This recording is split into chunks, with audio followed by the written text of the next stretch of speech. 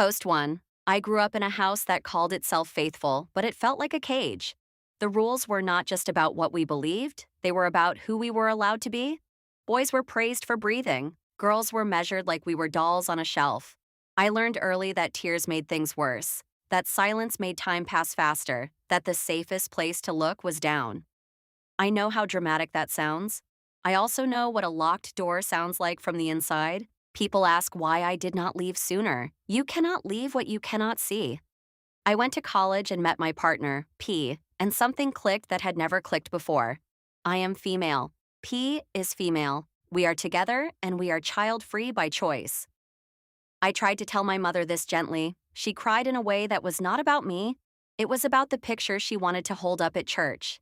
After a year of pressure and surveillance disguised as love, P and I moved to another state and went no contact. I finally slept through the night. Here's the part I am struggling to write without crying. There were 3 people who kept me alive before I could leave. Not alive as in oxygen and water, but alive as in a person who still thinks mornings are possible. They are the ones I kept when I cut the rest of the threads. Aunt Maeve is my mother's sister who walked away years ago.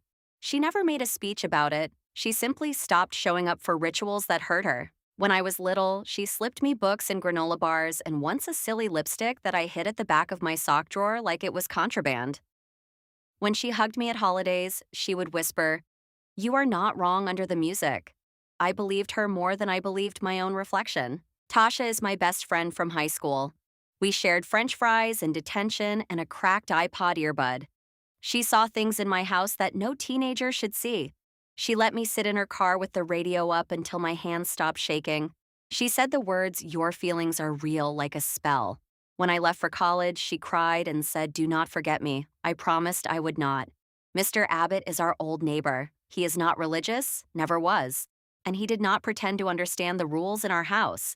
He just treated me like I was a person. He told my brothers to carry their own plates and told me I could cut through his yard if anyone followed me. When I was sick, he brought lemonade and asked about my favorite author like it mattered. He is retired now, and he still sends me pictures of his tomato plants and his cat.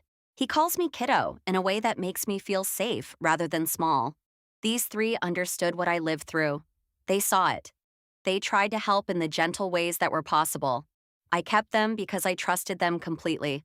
I would have bet anything that none of them would ever compromise me, not for family, not for gossip, not for attention.